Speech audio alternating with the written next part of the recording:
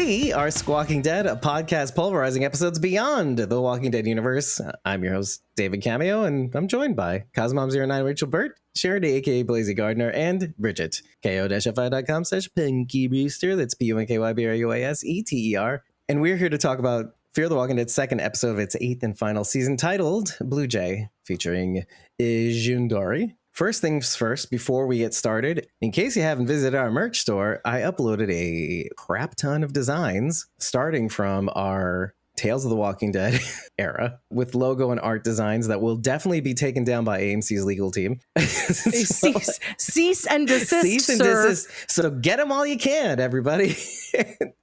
Also, our time discussing The Last of Us, both logo and art designs that will definitely get us booted, as well as alternate versions of our Walking Dead Season 10 coverage that were redone for t-shirt design purposes. It's a red tracing design against whatever color t-shirt you want. As soon as there's a sale, I will update you. There's no sale right now, but those new designs are 20% off right now for the next, I think, couple days or maybe 5 days. So you can get those at squawkingdead.com. Click the main menu at the top left and choose merch. And if you're on YouTube watching this right now, you can get the link from our description.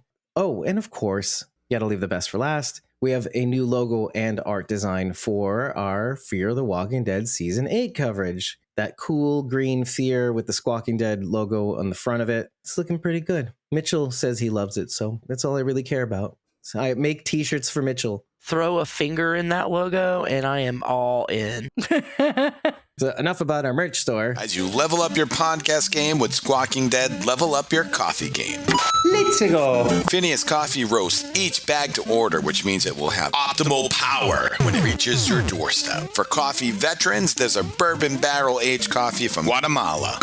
And for you coffee novices like Sharendi, Blazy Gardner, they have a cold brew with chocolate and toffee flavors. Go to phineascoffee.com and use the promo code Squawking Dead to get 10% off your next purchase.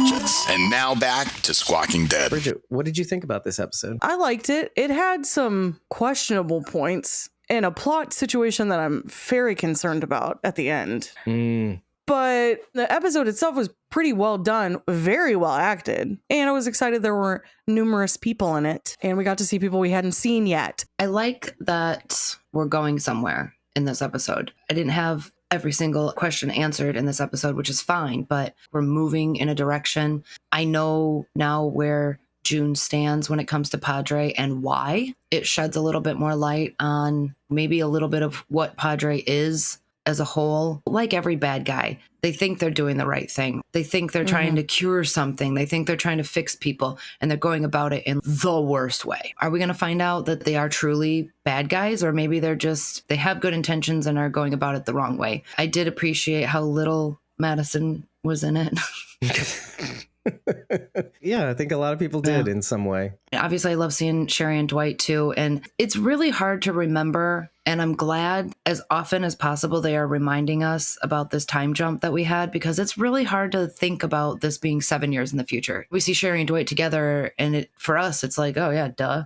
But they're like, well, this is the first time we've seen each other. And we're like, it's hard to feel that. There's no reference. In the Walking Dead proper, they were always really good about giving you reference to the time jump. Yeah, there would be maybe an infant, but there would always be a slightly older kid to give you, oh, okay, that makes sense. When we see Judith as an infant and then we see her older, we never saw Sherry and Dwight's kid, and all of a sudden he's like a full-grown human, 16, playing 8 or whatever. 6. I looked up the actors. He is too old to be playing. I actually wanted to know if it was way too old. Is he way too old for being 7? Mitchell said he was 15. That kid is 15? Yeah. Okay, I'll say this much. I couldn't tell. I didn't confirm that, but I trust didn't Mitchell. look that up, yeah. At all. He did not look 15. Finn should roughly be between 6.5, 7.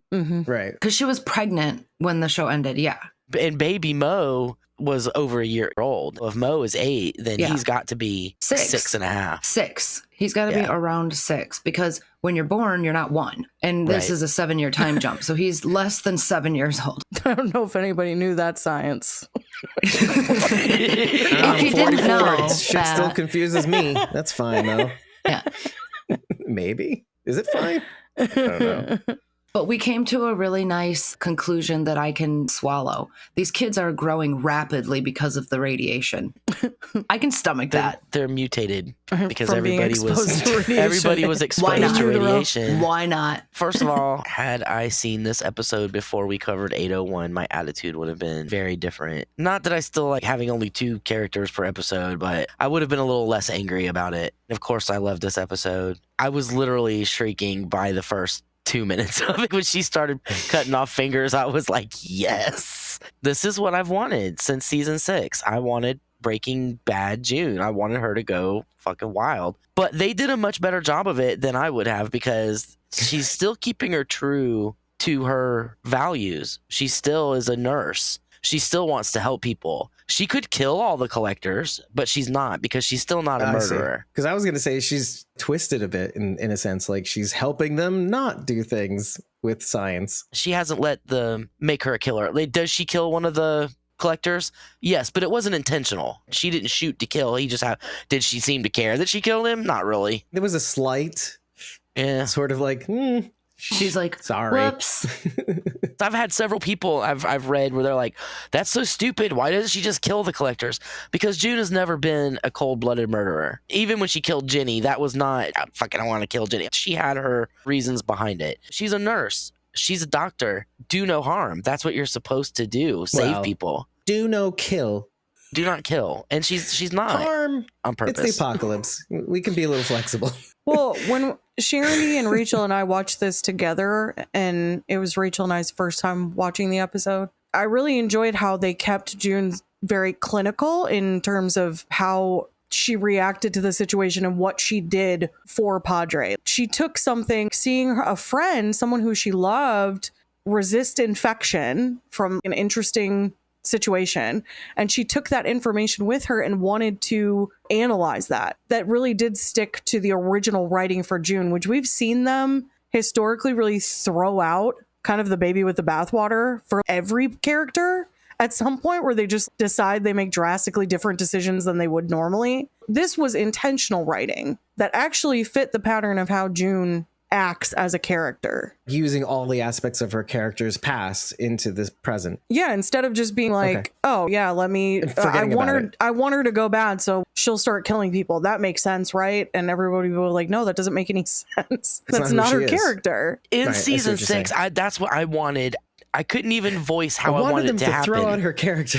Okay, I'm sorry. No, I'm kidding. That's not what I want. That's not that. But I wanted her to break bad. And I never really considered how they would go about it that didn't make her evil. This was a great way to show how twisted in this deep, deep, dark place that she is, but without making her be a bad guy, a bad guy. You still get the savage. Right. You still get the savage, but she's not, she's the bad guy now. She's out just out there randomly killing people because she doesn't agree with them. She was very methodical about how she took the fingers. It wasn't like, let me just cut them off with an axe and solder them. She had the little finger thingy, and she even put alcohol on them and gave them anesthetic in the finger and cauterized it. And she had a special cauterizing tool. And I just thought that was great too. You saw haircuts finger at the end, and it looked pristine. Yeah. Delicious. The sound when she was cutting the bone on that first finger. At the end? No. When Shrike was doing it? Or no, in the beginning when June was cutting the first finger, she went all the way around it. Incision? And then she took the little file and you could hear it going, and I was like, ooh. So I get cutting the fingers off. Okay, I'm taking your trigger finger. But why does she keep them? Why is she collecting them in a jar? Ew, June. Ew. I think I know. What do you guys think? Because I have something, but I don't know. She's keeping track. I've kept track of how many people I've done this to. An actual purpose to having these fingers. I don't know that there is, but she knows I have taken this many trigger fingers from Padre. But they still have all the rest of their fingers. It gives you a sense of they're going to shoot with a different finger. I was thinking as she was walking through the train and seeing all of the heads in jars, maybe that was a twisted way to mirror what they were doing. She's trying to get away from it, but here's the one thing she can't let go. I really could not figure out why, except that's just another way for us to see just how dark and what a dark place she is in, that she is doing this. My first thought was Daryl with the ears, but those were awful walkers. Right. She's Right, keeping right. people's fingers. People fingers. Well, and he had sunstroke and so many other things that were going on to him at that time. All the Yeah, filth. it was a few days, not 7 years. Right. June obviously has SPF whatever. And okay, whatever. No, I had a thought though about this, and that was, it kind of goes to the end when Adrian asks her, well, what really are you living for? And I think that's her system of maybe saying, I'm making some sort of difference. She keeps him around to kind of remind her. She can just rattle them around every once in a while and go, I'm doing something here. I'm doing something. Even though you and I and the audience knows, are you though? Really, are you making a difference? What is she doing? What got me though was when she decided to leave, she took the jar of fingers with her. I know. She did not leave it there at the cabin. She took it with her. June, that's a little crazy, but I'm down with it. Well, that's what made me think of it. That's her reason for living. That's her answer to Adrian. Because I was actually asking myself the question, what does keep you going? I know some people have indomitable spirits and stuff like that, but she's still a person that has to exist in the world. And some people have to find that thing. The Hound told going. Arya that revenge is as good a reason to keep going as any. Right. If that's all she's got right now, would you call it revenge? Or is it just, this is what I can do? What else could she do other than kill him? Which she's not going to do because she's not a murderer. What other strike can she take? And maybe she even has in the back of her mind that maybe they pick up another doctor somewhere to continue those experiments with. Well, if she takes as many trigger fingers as possible and rattles them around in her ear, she's thinking to herself, well, that's one less person that pulls a gun on that doctor, someone that was me. This won't happen to somebody. Maybe won't happen to somebody again, even though, we can use knives and poles and whatever, but it's symbolic. This is what happened to me. I don't want that specific thing to happen to somebody else. Because we all know June, she wants to be of service. So maybe that's her little way of saying, that's not going to happen to somebody else again from that person and whoever crosses my path. Actually, you mentioned something about how methodical she is. I got a lot of John vibes from this episode because when she takes out the kit and lays it out, it's a lot like when he's polishing the guns in Laura. But then when you realize what it is and what she's doing, you're like, oh, this is Padre's one-way mirror looking glass. And looking at the other side and going, that's fucked up. But it's the same level of care that John had in that opening scene. And when you realize what the purpose is for, it is to help, but it's that twisted way of helping. And it is routine. Just like when you see John in his cabin, he has this routine. He just makes the coffee and brushes his teeth and whatnot. And that's June's routine. You see her look through the duck blind. Let's put the CO2 in and shoot the people. And it's, hey, good morning. This is my thing that I do like John did every day. And that's what keeps you going too. Routine. I felt a lot of that too. But in addition to that, the whole wanting to be away from the world because I did a thing that I tried to save somebody, but I killed somebody in the process. Remember, the whole reason why he went to the cabin in the first place was because he had killed somebody in the attempt. It was a robbery, and he accidentally shot the guy in the artery. Well, he shot the guy in the leg, but the guy moved at the last second and he bled out. It's not the same. She tried to help somebody, but ended up killing that somebody. And of course, that somebody resembled Rose. They actually did that again in a different way because she talks about her daughter, Rose. First of all, she's still wearing her bracelet that Rose gave her. And it was a parallel with Adrian's bracelet when Adrian showed the bracelet that he and his daughter made for him. Just like she was trying to help Hannah when she left Rose, she was trying to help Rose. And both times it cost everybody because when she left Rose turned and killed everybody at the FEMA camp. And this time when she was trying to help Hannah, she was forced to treat all these other people. Jenna said in an interview that a lot of the stories are going to come full circle. And I already see that as full circle. She has come back full circle to the FEMA camp in the story where she tried to save somebody and it ended up killing everybody. Even when she's walking through the train with the flashlight, I got the vibes from Just In Case when she was walking through the FEMA camp. She tells them I'm sorry, just like she told the walkers at the FEMA camp I'm sorry. I loved that parallel. If you look, you can see Rose's bracelet on her. When Adrian shows her his own bracelet. And then when June is cutting fingers off, they show her wrist and you can see the bracelet on it. We can go back to Morgan and how interesting it is that by the end of the episode, what he's referring to is the thing that's held him back this whole time. Is I don't know if it's clear that he ends up killing Jenny Jones after Dwayne gets bit. But I know that he did not put down Dwayne. I took it as he feels like he needs to go back and kill Dwayne and Jenny, whatever's left of It's them. always been confusing to me. What has been said about it has never been super clear. Obviously, we find out that he didn't put her down the first time. That's how Dwayne dies. But then after that, it's left kind of unclear. From what he said, I had thought that he then killed Jenny at that moment. Right. But then he leaves Dwayne. Exactly. He's constantly leaving a loved one out there, not resting. We all know that's not them. They're gone. But the symbology there, he can't let go of it. And I bring that up because it's the same as what's going on with June right now. There was this circumstance with Hannah that was an attempt to recreate her past situation where maybe this time it could be better. I could actually save my daughter or save this girl whom I had grown attached to, and it didn't work out, which is probably why she's gone further down the hole. Now, Morgan is in the same situation now. At the end, he's saying to Madison, essentially, there was a thing that I was supposed to do. The worst of it is already done. I can't change that, but I could change this. It does call back to season 5 when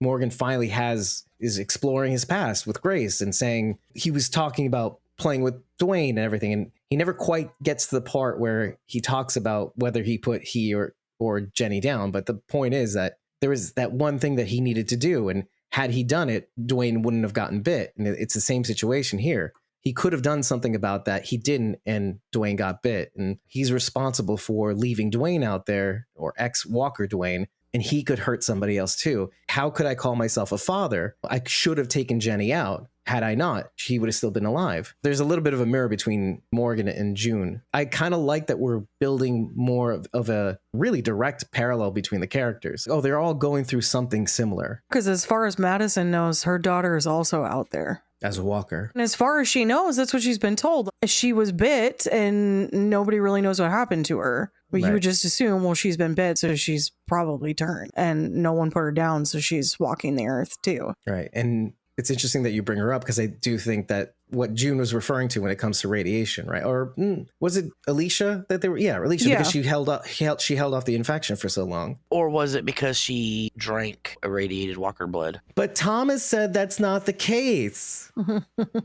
But yeah, maybe TV logic sometimes supersedes actual logic, which I've always said, fuck it, let's just go with what they say. They're not in our universe, so I don't have to apply our logic to it. Exactly. I also draw a little bit of a parallel with Carol and June. She goes to be by herself because she's a danger to everybody, but June is the danger. She's like Walter White. I am the danger. June White. Skylar Dorie. They felt like they were better off away from everybody else because of what they could do. Which is a Johnism. Carol didn't want to hurt people anymore. June ran away because she didn't want to hurt people anymore. Right. It's just two different catalysts. Having to kill people, even if she didn't feel it, took a toll on her soul. Finch also had appendicitis, which is what the guy in 606 had that died on the table when June and Sarah were getting ready to have an operation. Jasper's leg. Yeah. Malcolm, wasn't it? Malcolm. Well, at least she got that done. Oh, boo. Yeah. But that's what makes that moment so awful is that, okay, yes, of course, Finch finally gets his appendectomy after this whole episode complaining. God. So annoying. Right. It was a little annoying though, right? Just go take that kid's appendix out. What are you guys doing? Just punch it like Houdini, right? Didn't that how it burst? Some guy just wanted to do the punch trick in his gut. Anyway, so yeah, that's done. It's over. Actually. Oh, thank God. That is true. People will tell you otherwise because of the Mandela effect, but that is definitely how Houdini died. Right. While she's suturing him, Dwight and Sherry go into this impassioned speech about doing for her what John and she did for Dwight. You're our family. We owe you too much. Look, we have a kid now. We didn't even think we'd find each other. And the moment that happens, that's when Padre people come in. I can't even imagine. And you could see it on June's face on top of being medicated. Yet again, she tries to help someone and that someone gets bit. And I just can't even fathom. It sucks that we're left at this point. The universe keeps proving her right. She must be thinking to herself, I am a poison, first of all, to children, which is a Carol thing, by the way. Isn't it? It sucks to say, but unfortunately now I know, I hate saying it. Don't leave your kids with Carol. Whenever you guys joke about it, I always feel bad. Why? It's true. I know, but it makes me sad. I just can't imagine where she's at now. Because one thing if it happened again, you're like, okay, I can't do that again, which is why she rejects Finch. She should be operating on him, but instead she's like, oh, let me just save these people so I don't have to take care of another child I might kill. When you find out that that's the reason. She also knows that Dwight and Sherry are this kid's parents. She's arguing with Adrian in that moment. And he's adopted like, parents. I'm kidding. I'm kidding. No, sorry. actual parents. But then they Sherry weren't. birthed him. Padre's the parent now. Sorry. Sherry birthed this little one, even if we didn't see it. But she knows that Dwight and Sherry are Finch's parents. And I think mostly the reason why she's going to save them because Finch deserves his parents, not because she feels like she's going to get stuck taking care of the kid. That is a point that Adrian brought up to her, though. You want to save them so you don't have to take care of the kid. But do you think that's right? But That's I don't really believe that. Right. What I'm saying is I don't believe that's the reason. I don't think she wants to take on another kid. I think she's doing it for the right reasons, but she knows they need to live because I cannot do this. They have to be okay because I'm not going to be okay. I'm the killer of children. I lose people. I lose myself. Oh God. Ugh, stop. But is it not true? Look at her. Stop. She's holding on to the breadcrumbs of who she was. Don't make Rachel agree to that being true. Sorry. We're here now. No, I don't want. This is where we live. Season 8. We were already tiptoeing around this whole June taking on too much and blaming herself for stuff. And I didn't even like where that conversation was going. Let's just stop right now. Like she's not going to turn into Morgan and be like, everything's my fault. But here we are. Everyone's dying because of me. Stop. Just calm down. Well, not everyone, just children. One little detail I loved that they put in. Remember when we were talking to Jenna about June's hair style, right? And the reason she had the down hairstyle was because she just wasn't ready to put her hair back up and get back in there as a nurse and to start doing that kind of thing again. So if you notice when she gets ready to take the fingers off in the first thing she does is put her hair up. Mm-hmm. I loved that little detail. Temporarily. That was great. Yeah, she's putting on her other 16th somebody. And no? We're not doing that? Rachel annoyed with me enough? Stop. What is happening here? You're trying to compare June to Morgan too much, and I'm not having any of that. But it's bullshit. I'm opening your eyes so that you can see the scene. And I will tell you how wrong you are every time. And I'm telling you, I'm keeping my eyes closed. Now here's why you're wrong. Hey, wait, who am I then? The scene where Dwight told her that she was family, the slight reaction on June's face was enough to make me almost cry. I don't think she's considered even being a part of a family since John died at all. And probably since Charlie died too. Oof. Yeah, we keep forgetting about that. That was just heartbreaking. And then to have it snatched away again immediately. By someone with the worst haircut on the face of the planet. Also, how do you expect June to work on a cure after you just cut her finger off? That is the dumbest thing I've ever seen. It was so the same thing. Stupid. That was really dumb. I've heard now in both episodes, they've said that Padre's never lost a kid. And we obviously know that is not true. And it seemed to me like Haircut is perfectly willing to give up a kid to prove a point to June or to get June to do what she wants. She just let the fucking Walker bite Finch. So she obviously doesn't really care about kids. Right. So the front that Padre puts on about caring about children, we've never lost a child. We know now that is very incorrect. It goes to show how deep their propaganda runs too, that everyone just willingly believes that. Or their programming. That's why you want kids. You raise a child in that environment and that's all they know. Of course they're going to wholeheartedly It's easier to indoctrinate them than an adult. Let's look at Dwight. Dwight kind of cites the line chapter and verse, pleading with Adrian. Padre's never lost a kid yet. But he says it in a way that he believes it. And he is there, to be fair. He doesn't know about this site. It's off book, as June said. For all he knows and all he's seen, he does believe it. While they're there and they're all in his purview, he hasn't lost a child yet. None of them's gone missing. It's not even true based on what we saw for the last episode, though. They did lose Mo. She was brought back, but they did lose her for several days. I think they mean lose, like die. But it just goes to show they're not willing to tell the entire truth to everybody. They're hiding people in the basement.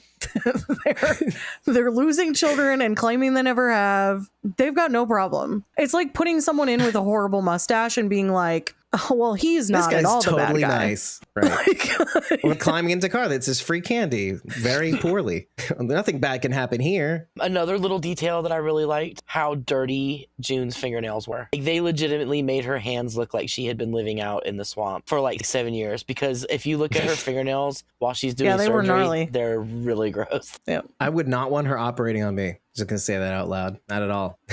Pass. I'll die. The map that she's nailing to the tree, where you can see Lynchburg on it, it is Lynchburg, Virginia. And the reason I figured that out is because directly diagonally from it, it says new VI. That's all you can see of it. So I looked up anything on the map, any towns on the map that was new, NEW space VI, and there was only one, and it was diagonally from Lynchburg, Virginia, because there is Lynchburg, Tennessee also, because they were in Louisiana at the end of last season with Morgan and Madison. Oh yeah, that's right. But then I forget which episode it was, but somebody said when we were in Louisiana. I'm not sure if they're still in Louisiana or if they're moved over to Mississippi, maybe. Right. Because if you remember, they were blindfolded, put on a Zodiac. They're taken out to a bigger ship, and then who knows where they go after that. I'm guessing they're somewhere on the coast, but they could literally be Mississippi, Alabama, Florida. Any of it would look like that. Somewhere off the coast of especially the in the Gulf of Gulf. Mexico. It could even be Georgia with all the islands and stuff that they have off their coast. But for Georgia, they would have to be on the Atlantic side, because Georgia doesn't stretch over to the Gulf Coast. That's true. We could be anywhere. It would have to be Louisiana, Mississippi. Alabama has a tiny little piece that sticks down between Mississippi and Florida, where Mobile is. That's where I took my cruise. And then Florida. One time. Speaking of mobiles, Dwight with the air freshener. Callback. A little callback to the automobile. For Mo, originally. But I like that. It was kind of cute. Pop quiz, Hotshots. Do you think the intended name for Finch was John? I hope so. I kept calling him John the whole episode. Aren't we cute? But I will say that I dig Finch, because Atticus Finch is not a bad thing to aspire to. Finch is David Spade's character's name in Just Shoot Me. Oh, Just Shoot Me. Just Shoot Me, yeah. Yeah, thank you. Just shoot me. Little kid kind of looks like David Spade with the hair. Oh my God. Was that intentional? Oh my God, it means something. 1 hour later. We got so off topic here. That's okay. Hey, unedited people, if you'd like this, whatever. We're talking about Patreon. Mockingbird, Blue Jay, Warbler, Whistler, Finch, Red Kite. I think that fits. To Kill a Mockingbird fits right in. Okay, now I have a pretty good segue, because if Daniel is any code name, I would say he's a Mockingbird. And speaking of Daniel, was that him radioing Adrian? Oh, yeah. Duh. Okay. Yeah. I didn't hear it on first watch, but on second watch, when I subtitles and everything. No, I said it immediately. Daniel? No, but you're paying more attention to the words and the inflections. You know who else is a Mockingbird? Littlefinger. No, don't say it. Littlefinger. Littlefinger. Littlefinger. Eh. That fits too. I Or gotta lack come up of with finger. a meme somewhere. I'm sure they wanted to do that throughout Game of Thrones, is give him a lack of finger. Lord Baelish. And sparrows, right? My little birds. That sort of thing. Yeah. Little bird imagery in Game of Thrones. Cool. Is Daniel part of this resistance? Yeah. The leader. Okay. From the trailer, though, or at least the trailer to the next episode, it made it seem as though Daniel was part of Padre. I don't mind double agenting and all that stuff, but I guess that's the way trailers They're work. obviously given freedom, because Morgan is going out and only collecting children that don't have parents, or parents who are willingly surrendering their kids. Madison's like, Padre knows about that? He's like, they don't know. So they're clearly given enough freedom to go off and kind of do what they want, as long as they bring back kids and results. So who knows what's going on in their free time. Right, collectors can have a life, but see, that's the thing. There's a disconnection They've from got information a really great too. work-life balance with this Padre gig.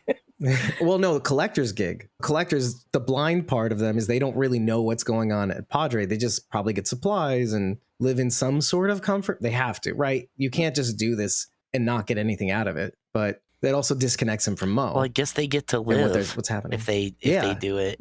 That's what you get back. And we what don't was kill you. Morgan's message at the end of season 5? Just live. And he's doing it. And so is June. You know what? And maybe just live is not a good message. I blame all of this on Morgan, because none of it would have happened if he hadn't turned everybody into Jenny at the end of season 5.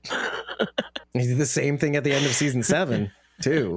In a sense. Why is he always turning everybody in? Doing the same thing over and over again, expecting a different result.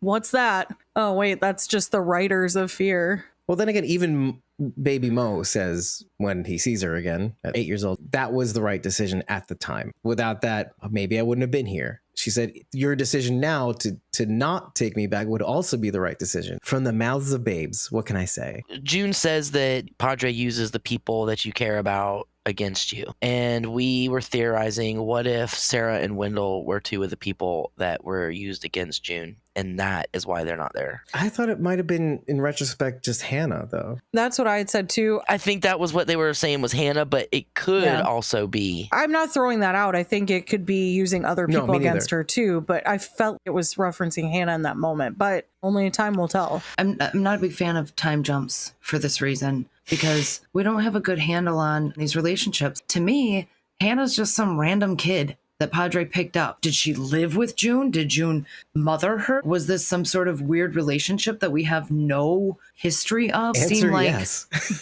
To me, she was just a patient June was experimenting on. Yes, she was a kid that reminded her of her kid, but why would Hannah be a loved one? What she basically said was, I came to care very deeply for her while I was trying to help her with the asthma. And I wanted her to feel safe. So I got the feeling that she was also talking about Hannah. Yes, making June torture all those people would make June flip out. For sure. Would she flip out enough to be cutting people's fingers off if it was just someone she had just met for a couple of months? Or would it be someone like Sarah and Wendell? I don't know, because I don't know if it broke her or not. Well, that's what I'm saying. We don't know. What she was saying is that Padre uses the people you love against you. And then we're trying to put Hannah into that category is what I'm saying. That to me doesn't make sense. Right. The She people said that you care about. not love. But Hannah reminded her of her daughter, and June is lonely. She's got and it was her nobody. chance John to do is it over gone. again, too. So maybe she did love this kid because she just didn't have anybody else to live for. So she decided she was going to live for this kid, and then they made her torture the fucking little girl. June did the experiments herself, but once she realized it wasn't going to work, she wanted to put her down, and they made her let her live. That's a special kind of torture for June because of the echoes of her former daughter. Yeah.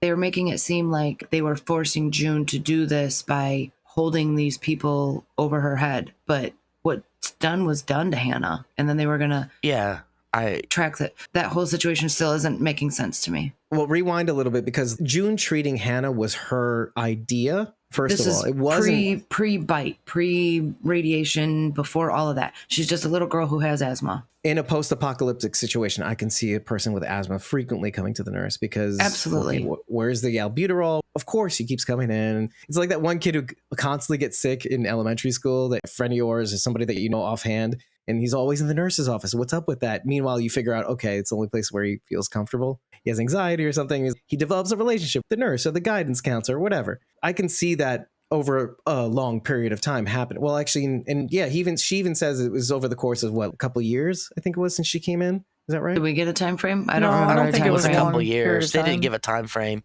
Yeah, it felt like it was a significant amount of time to develop a relationship. And she sells it too with what she says to Adrian. But as we've said many, many times, time is accelerated in the apocalypse too. So it could have been just a few months. Also, right. We can go this way or that and still feel acceptable that June is a reliable witness on this one. But then eventually she gets bit out in the wild and she comes back. And the advent of her treating Hannah was completely her idea. She was trying to do it on the down low, giving her radiation therapy, not Padre's idea. This was her idea. She says this at the very end. But sanctioned by this off the books group. No. Forget the off the books things just yet. She was doing her own thing, trying to save Hannah on the down low. Padre finds out about this, though, through whatever Padre means they have.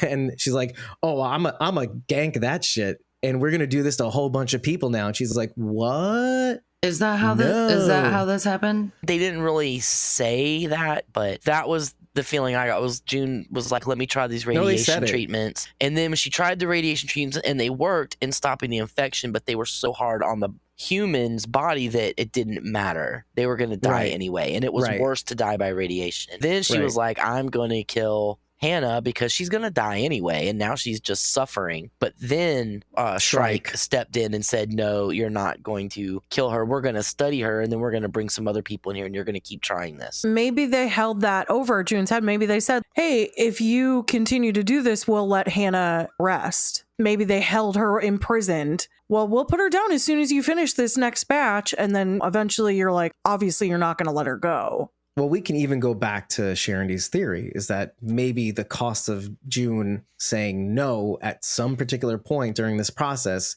led to both or one of Sarah or Wendell's Let me just deaths. put out this way. What kind of use would Padre have for Wendell? They don't take grown-ups anyway. They want to do it the way things used to be, not the way we want it to do. True. What would they have brought Wendell in for? They would have no use for him. And I have a hard time seeing Sarah standing for anything happening to Wendell. Even with Breathe With Me being in the rear view, of course, it's Wendell, whatever. So I can marry a little bit of this. When we read or see something on TV, sometimes we tend to believe it right away. Because the story that she was told was that she was bit in the mainland or offsite, and she was brought in for treatment. What if they don't find people who have deformities or any chronic conditions of any kind acceptable? I mean, it's not without the reason of possibility that Padre is all about slight eugenics, that sort of situation, survival of the fittest. And so, to your point, that could be a reason why Wendell's not there or in the mainland or whatever, which kind of goes back to what you're saying. Maybe she held them over June's head also. I mean, it also kind of goes back to Morgan also. It didn't feel to me that not having put down Dwayne and or Jenny, whatever unreliable witness Morgan is, was enough to be the thing that broke Morgan, or even submitting Mo to Padre. I felt Madison was digging it and she hit something, and Morgan in a way maybe deflected a little bit. Thinking about it just rationally, is that enough to make him not want to accept Mo? And the answer still could be yes. But when you were talking about what happened to Sarah and what happened to Wendell, I thought maybe one of the people that we haven't seen yet maybe not with us anymore, and Morgan might have been responsible. They've had a good relationship for as long as they had, Padre and Morgan, him being a collector for them, having this relationship so they can keep Mo safe. But what if something happened along the way? He did rebel. He didn't accept the job at first. He did try to go off site. He did submit Mo to whatever. What made them convince? What was the convincing thing that made Padre think that Morgan was the right person to be a collector? Having Mo in tow? I don't know.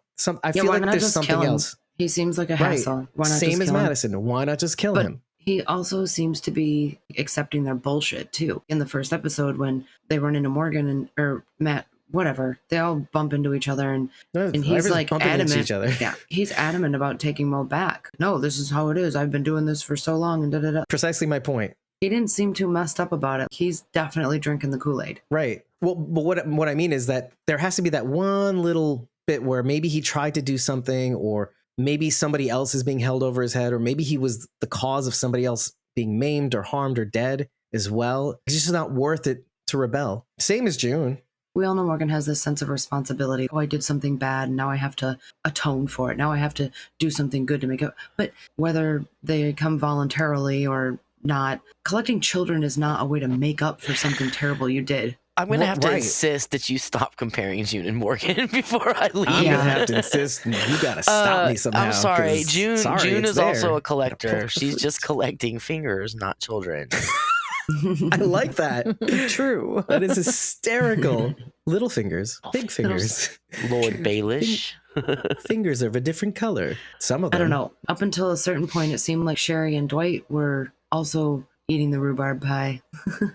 Right. It took seeing the kind of shit that they were really doing. Padre is like the Wizard of Oz. Pay no attention to what the man behind the curtain is doing over here. Don't worry about these experiments. And if they're doing those kind of experiments, who's to say they're not doing other experiments too? Other different kinds of experiments that we just don't know about. Right. You can't unsee what you see, and you can't unfeel what you feel. Once they were away, they realized, well, first of all, seeing all the experiments, but just being together. And spending time with their kid. Well, this is what are we missing out? We're missing out on this for what? The spell has worn off as soon as they were out of the vicinity. It must be a pretty strong spell, is my point, too. Whatever shit they're spewing, people are gobbling it up, and it's working. I think it's not just the spewing, though. I do think that results matter, because digesting the events of the last episode with you guys and letting that episode pass, I realized things must be good and good enough for people to be like, okay, at least this is not happening, or at least I'm not dying, at least I'm fed, at least this, at least that.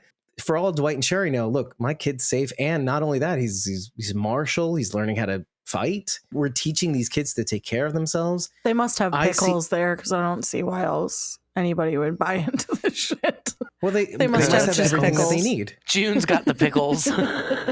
Well, they're also seeing other kids too. And if they saw any bad signs, results matter. If Dwight or Sherry would have seen something that was amiss, they would have been like, okay, let's get Finch and let's get the F out of here. But they didn't. So for all they know, Dwight, Sherry, they don't want a sanctuary situation, but it occurred to them once they finally saw the truth. Finally, after so many years, in an accelerated apocalypse too, they would have gotten Finch out of there much sooner. Whatever they're doing and saying is working. The results and also the propaganda or the bullshit is good. It's delicious. Well, I also want to know, what are they preparing these kids for? What bigger bad do they see coming that they need to train for? I said something about CRM in the last episode because we know that CRM uses walkers to attack cities. They did it in Omaha. And in my angry ranting, I also forgot to mention the thing about the gas, that it was like a throwaway line that Madison had where she was like, yeah, where are they getting all the gas? For the ships, for the boats and stuff. So what, the gas is the CRM? Maybe they're having a falling out. I mean, I don't know, but that was such a weird line for where it was. Oh, is this a Ginny situation? What? Unless they're sending all of the CRM from Texas, these kids don't stand a chance against CRM. And the amount of walkers that they send through a city, devastating, right? It's like an ocean of walkers. Maybe it's like an unsullied army. They're trained for one thing, which is to kill walkers. That's what they do. But they wouldn't be of any use until they're grown. As kids, they're still training. They're still learning. Where are the older kids that have been trained and are trained? Where are they training? And they're probably sending them out on whatever fucking kind of missions they're out there doing, or they're collectors now. Or it's been 7 years. So if you had a 10-year-old kid that was there when... Be 17. They'd be 17 now. They'd be out fucking doing collecting or whatever the hell else they're doing in Padre. That's what I want to know, though. Where are they? What are they doing? Where are these kids? And who they just like Dwight are trained? probably teaching kids. Well, drinking the Kool-Aid, obviously, but they're also either stealing kids or teaching kids or being of assistance, making food. All the things that people need to do to survive. I mean, I know we're only 2 episodes in, but... Oh, I just wanted to mention one more thing, because what I wrote in my notes was, Padre hasn't lost a kid yet. And it just reminds me of what Disneyland and Disney World constantly say. Meanwhile, there were some really close calls. The guy actually died on the premises, but they airlifted him out. A little kid got eaten by a fucking alligator at Disney World, so you can't tell me that. No, I will believe Padre's bullshit on this one. I've read the articles too. But doesn't it remind you of Disneyland constantly telling you, no, you didn't see anything? We're magical. Everything is magical here. Pay no he attention was still to the man alive behind the when curtain. we airlifted him. He was just bleeding out. He didn't die on the property. We had to get him off died the premises. 2 feet off the air. But it's the same thing, right? Nobody's ever died in Disneyland or World or Euro Disney. Can we talk about the bite? Yeah. Yes. Sure. All right, look. Fine. One, that was from the promo. Why is that tool necessary? You could to control just hold the head. Literally, you're doing it with your hands to put it in there. What is that? I'm going to ask you a simple question to answer that question. Pop quiz hotshot again. How do you feel about picking up feces? Well, gross, I don't like it. Right. I don't like it. It's the same principle. Dude, would you feel comfortable holding a walker head? They were holding it. Already holding it. You were holding it to put it into the holder. Already holding it. But this wasn't clinical, though. This is after this has been abandoned for a while, and they don't have the extra nurses there to do or the orderlies to do the shit. Once upon a time, when they had several people working in there, you had an orderly who did that, and that way you could control the bite or whatever you wanted to do as the doctor without having to actually physically touch the nasty Well, it was head. dumb. And I felt like basically they had one of those, those little trigger holders that people have who have mobility issues so that they can grab stuff like grab things off a shelf. That's what it was, okay? That's what it was for a walker head. And it was dumb and it was so stupid and obvious. And oh my God, the effects. Oh my God. I saw a YouTube video that was like, which was worse, the deer or the head? The head was so bad. The deer still works, but the head was so bad. They were the same. It's still worse. Okay. And just to see it go. At least you could recognize it as a head. The deer just looked like a blob. It went, but the thing went slowly move. It was so stupid. It's like the lights, right? The ka-chunk, ka-chunk. Like, why does it need a sound effect, right? Whatever, that's horror movies. That really bothered me. You could tell what they're going for. I get it was the imagery, but it was stupid. I kept waiting for somebody to knock it out of there. Or is someone going to intervene? Oh, no, we're just going to stand around and watch this happen? Yeah. Were they waiting for June to be, oh, no, I'll do whatever. No, everyone literally just stood there and watched this happen. Well, she did say I'll do it, and they still had it by them. June was fighting them, trying to get over there to stop it. And yeah, it was really dumb. Finch's bit on the shoulder, which obviously you can't do anything about. Herein lies my issue. I can't reconcile this in my brain because I don't want Dwight and Sherry's kid to die. I don't. I really don't. It makes me sad. I don't want to think about it. But also, I don't want a cure. A cure is stupid. A cure is against everything that zombie literature has set forth ahead of us. I don't want a cure. No, thank you. Kindly return to sender. Please just don't. And also, so now I'm rooting for a kid to die because I don't want the cure to happen. And I don't like that you made me do that, Fear. That if it does happen, June is the one that saves the fucking world because she made the the cure. So I'm totally down with it. June saved humanity. I hate it so much. Down with it. Before I say what I'm going to say, let me rattle off a fact. Or Sherry did because her womb was infected with radiation and she grew the cure in her womb. Sherry's responsible. Okay. Right, because remember Athena, she sucked all the ionizing radiation, which is why Athena died and Grace was spared. Grace lived. So that's interesting. That's a way out. Let's go back.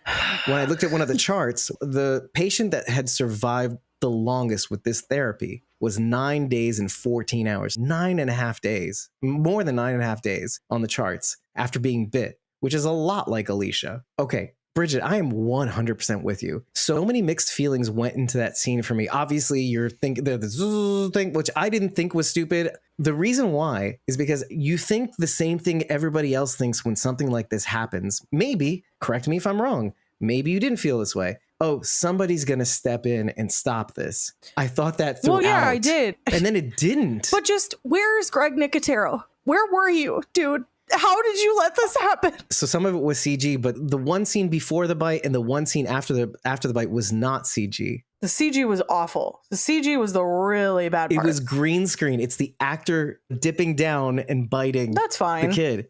I know. It's once you look at it, you can't unsee it too. Oh, this Adrian actor is just going down and going, literally going. You realize that's his face. Walkers don't exist. So that was a human doing stuff to a kid's shoulder. So I'm just saying out loud that's hilarious, right? I'm sorry, but it looked like he was making out with the shoulder more than it did like he was eating it. Yes. It was like kind of like a camel drinks water in a cartoon, right? Anyway, I want to take a step back from this. That's not what. So what I'm about to say is, I don't know about you, and this really ties me up inside a little bit. Just now, I said somebody's going to stop this. When it didn't stop, I was a little bit like, what's going on? What is happening here? I need somebody to walk me through why I didn't feel what I should have been logically feeling about Sherry and Dwight's kid being infected. Because you have no relationship with nothing's been curated. Well, you're a robot, one, but there's been hardly any character building. What are you connecting to? All you're connecting to is the fact that this is Dwight and Sherry's kid. That's what you're really connecting to. They haven't really seen this kid a whole lot either. So there's not even a strong connection between these three. Yeah. That's a good point, actually. Easy I don't have to feel as guilty. These characters. It's because we've talked about kids being eaten so much that it just doesn't faze you anymore. No, but secretly, we've talked about this. I want kids to survive. I don't hate kids or anything like that. I like them. The honest truth is because you know that the kid is going to make it.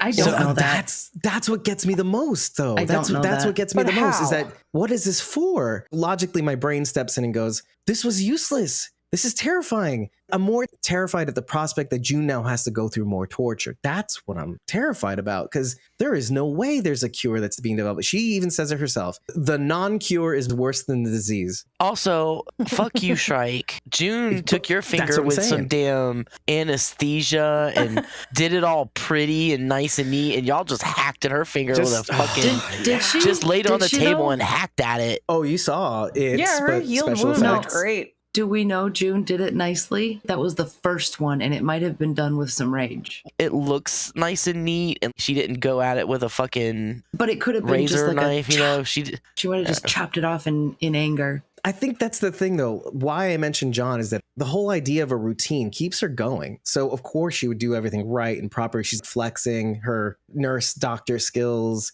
And so she has to do everything in a particular. Yeah, I mean, I don't know. Apocalypse doctor skills. Let's go. Jasmine, where are you? And then she has to medical is the word you're looking the for. medical things, person, business. And then she does everything like in a way, in a particular manner. By the book. She rolls out the thing and there's a circumcision thing. Puts around the finger. It is, though. It's a circumcision thing. Don't tell me otherwise. I was right. I said it looked like a cock ring. That is not the same thing. I would never put that on me. But it goes around. As the man of this audience, arguably. I thought it looked like one of those cigar cutters. Yeah. It is a lot like a cigar cutter. I'm not trying to be gross or anything, but I have a son who was once a baby. And that thing was way too big for a baby's wiener. Just saying. Adults get circumcisions too. Adults get circumcisions too. Just Hashtag adult circumcision lives matter. Ooh. Okay, then in that case, it was kind of small, don't you think? Well, it's not as though you're erect when it happens. I hope not. God. Can't speak to that. Let's ask Theon about it. I don't remember. I was 7 days old. Poor Theon. Oh, no, that's the whole schmagadoo. That is not. The whole schmagadoo. That's the whole schmagadoo was gone. He was the flayed man down there. Schmagadoo, though. Schmagadoo. That's a whole other utility. There's no careful, precise June situation going on down there. That's more of like a, what do you want to use, an axe or a sword today? I don't know. Let's use the sai. Let's make it take longer. Anyway. Oh my God. I love how you started off by saying, I don't want to be gross or anything. But schmagadoo. I don't know why I'm apologizing. Yeah, why did you even... We're talking about a zombie show where heads bite children's shoulders. Are we going to talk about birds? I was talking about my kid and I don't do that. Yeah, I guess we're going to talk about birds. Oh, see, this is the theme. Yeah. Nobody wants to talk about birds. And you just have to keep interjecting. It's like avoiding talking about a bad episode. Guys, I just don't want to talk about the birds. Yeah. Okay, I guess we have to talk about the birds. Okay. The first bird they mention is called a warbler, and it's one of the Padre guys. Both the warbler and the whistler are Padre people. Other people in Padre are apparently Padre 2 and 3. Obviously, it's a call sign. They receive messages from the spirit world to pay attention to something important and seek change. The whistler is only different in that they sing a song to comfort others post-battle, to remind people who just won to not be prideful, not boast their victory. You're coming home from battle, be humble. These are both very telling for people from Padre. They're people too. Pay attention to something important. Your finger's going to get cut off. Yeah, exactly. Sorry, June. Sorry. That would be a talon. Yeah. June, stop. They'll cut your finger off. Red kite, Dwight, rhymes. They represent good luck, positive omens. Oh, man. Hope, healing, and new beginnings. Flexible to change because they can change course in midair very quickly. So that's telling for Dwight because he says, I'm going to kill you. I'm going to kill you, you dirty rat. Let's move on to starling, which is Sherry. Starlings are not native to the United States. What does that mean? They're kind of shapeshifters. They appear black in the distance, but are actually iridescent green and purple when you get up close and you catch the light. So they're very beautiful. That holds. It's a co-parenting bird, and the colors represent purple, higher self. She had the foresight to say, hey, we should leave because I see things I don't like and let's take Finch with us. Orange, harvest of honest labor. We did a good job raising him thus far. Let's get them the fuck out. Bronze equals security and sturdiness. Now, they're social birds. They'll go as far as 12 miles to seek home again. When a starling comes into your life, you should consider who you interact with because they're social birds and it's kind of like take inventory of the people you keep around you, Padre, and maybe cut them out of your life. Finch, the most beloved of songbirds, represents movement and ascent.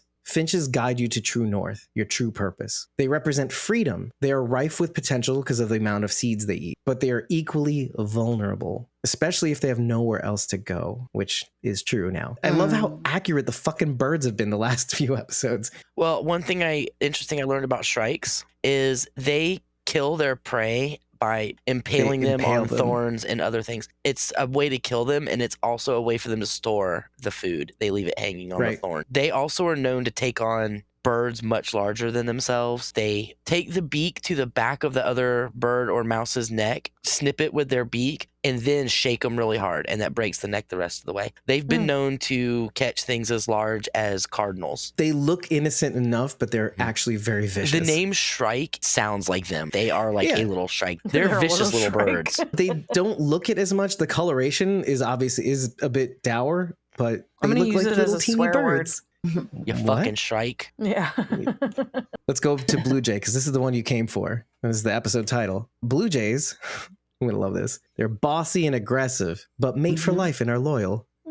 It's where the expression true blue comes from, the loyalty. But they're not really blue. It's the diffraction of the light through their feathers because they're actually brown. Their feathers are actually brown. Go. Really? Yeah. They're loud, aggressive, and mean, but they symbolize they symbolize strength, confidence in protecting others, and authentic communication. Not just communication and being able to communicate, but being truly authentic in their communication. So certain cultures deem them lucky and a sign of good things to come. It's also a sign of judgment, judging yourself or others judging you, but mostly judging yourself. When you see them, it's a reminder to be honest with yourself, even though you will be judged for it later on. Just live your truth and stop having the specter of what once was hold you back from being your true, authentic, real self. Someone who was of service, June. That's heartbreaking that she's not a Blue Jay, but she's called Blue Jay, almost mocking her in a way. I was reading about a lady who worked for wildlife rehabilitation, and she had a couple of Blue Jays, and she was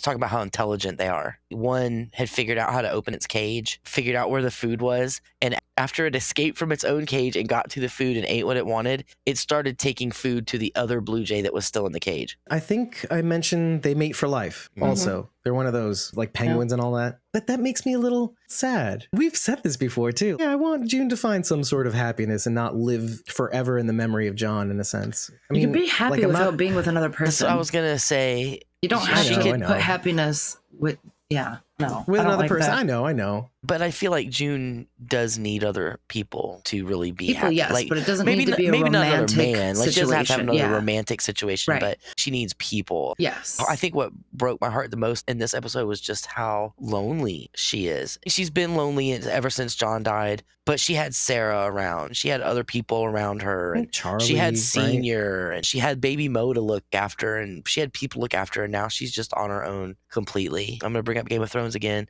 A Targaryen alone in the world is a terrible thing. June in the world alone is a terrible thing. And she's out fucking taking people's fingers. That's a pretty Targaryen move, right? Yeah. But it's a good very thing she doesn't have any brothers. An orderly, not chaotic energy. Right. Or uncles. She got gold heads in a jar. We just said she didn't need another romantic interest. Where's the circumcision tool, everybody? Or what is it? What did I call it? Schmigag? What did I call it? The whole schmigadoo. The whole schmigadoo. She took the whole schmigadoo. Well, at least she didn't do that, though. David, we approach the line, and then you just go fucking head first right over the line. We all do it. Just because mine sounds stupid.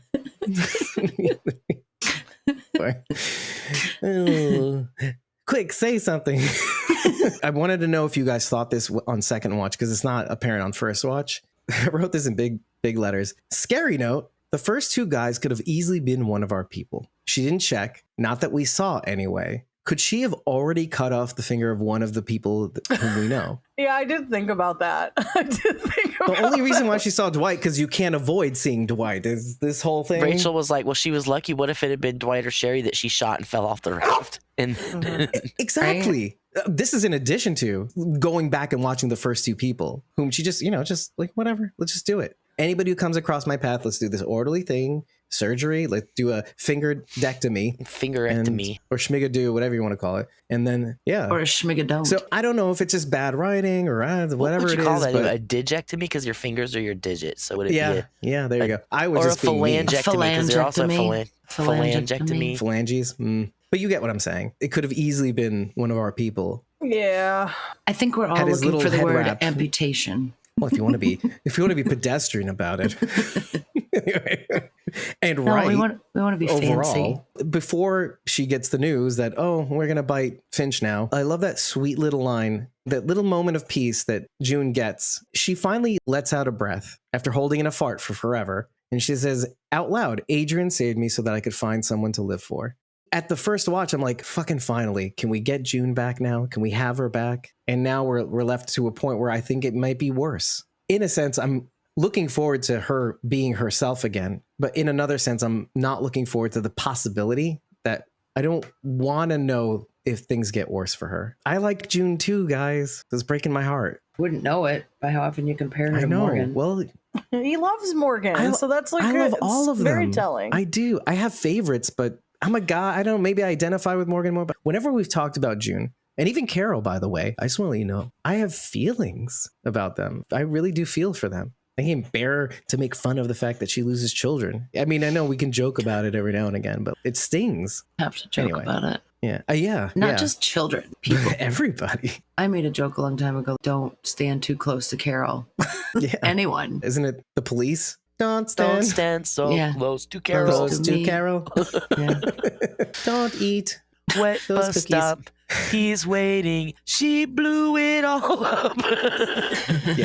Do you feel that retroactively, it is kind of like what you said, had I watched this episode, had I known that this episode existed in my mind beforehand, then I would get it. Do you think you might have been a little less harsh in the last one? Oh, yeah. No. Had I seen this episode before, I still would have been spicy upset about it. Because I would have been disappointed, but at least I would have said, hey, there's something to look forward to at being good again and not pissing me off constantly. My attitude would have been very different. I'll just say this now because I don't want to take up any more of your time. I say that not to say, I say that to actually embolden Sharondy because, of course, it's hard to think that there's something to look forward to after you defended the show for so long and after seeing Madison Morgan, just after seeing them. By the way, I think the final episode was in June. So it was almost a year, just so everybody knows. I checked it when I was writing the blog. So for a year, the last thing we see is a blindfolded Madison Morgan going off to the thing after seeing a whole episode of Madison Morgan and nobody else. And then we come to this episode and then we get it again. And of course I get it. It's hard to think that there's anything to look forward to after we get that episode. And after having so much faith and after waiting for so long, I have more of an appreciation for how you felt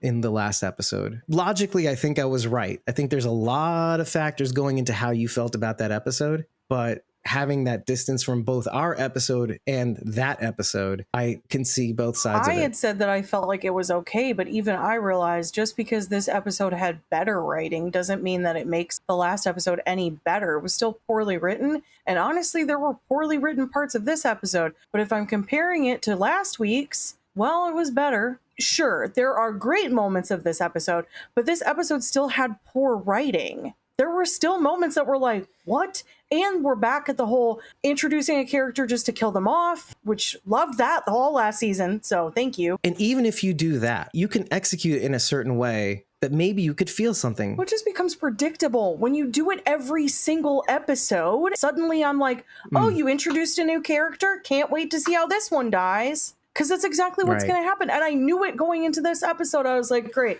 this guy's going to die. Of course he is. You just reminded me of one more thing that I wanted to bring up, and that was adding on to the Troy theory, which I hate. I'm making that very clear. I don't like it. However, one of the things that June says about Shrike is that June wanted to put down Hannah, but she's like, no, I want to study it. But what specifically does she say? She says she wanted to see how long it would take for her to turn, which is what, Bridget? It was Troy's experiment, his dumbass experiment at the military compound. When we first meet him. Wasn't that what they were trying to make walkers take longer to turn in the world beyond too? This one's been almost 8 hours. This is the longest. That's a good addition to that too. The behavior of Shrike. The way June explains it is a lot like Troy. Well, what if Troy's military group was early CRM and we just don't know it? What if Shrike was one of Troy's military group, right? We can go anywhere from here. And again, I hate it. I hate that it's in the ether. And now that we have to talk about it, I really do, but we have to talk about it. It's the same thing as the Sarah and Wendell thing, right? Could it have been? I don't know, but it's something worth to keep in mind. And the Shrike thing is worth keeping in mind. To bookend what we'd said about maybe that was Troy in the fencing mask, taking out the walker. No, that was a totally different actor. Was not Daniel Sharman. Could have been the lookalike, but no, it's not him. Anyways, that's what you get. That is what you get. If you like what you heard, head on over to ratethispodcast.com/squawkingdead. 5 stars and eggplant is all we need to know that you love us. But tell us what you liked. Tell us what you didn't like. Do you want more spicy episodes? Would you rather the parents not fight? Tell us after every episode. And if you really like what you've heard and you want to know when we record next and you want to be a part of that, Mitchell, right? He says, bye, guys. Well, do like Mitchell and follow us for free at either ko-fi.com/squawkingdead or patreon.com/squawkingdead. Again, it's free. To join in these recording sessions, is free. It is literally the only place we post our recording schedules. We do not post them on social media. Now, if you feel like it, you can buy us a coffee at Ko-fi and get 30 days of support about content, or join a membership tier on either Ko-fi or Patreon and receive things like Discord access, the unedited episode recordings, and a whole host of other perks depending on the tier level. In any case, I've been your host, Dave Cameo, and I was joined by Cosmom09, Rachel Burt, Sharon D, aka Blazy Gardner, and Bridget, ko-fi.com/Punky Brewster. That's PUNKYBRUISETER. And she's going to have some content soon, I hope, with Aiden someday. Special project. It's going to be filmed after camp. I'm getting serious. Yeah. Super serious, guys. Super serious. Plus, I have a video planned for the camp. It's going to be wildly inappropriate. People will love it, I think. Is it like the Schmigadoon thing? No, I'm going to go around to the tables and ask people with their character. Gotcha. It's fuck, marry, kill, but we got to come up with a more appropriate way to say it. Well, that's it, everybody. Go home. Okay, good night, bye. Good night. You don't have to go home, but you can't stay here.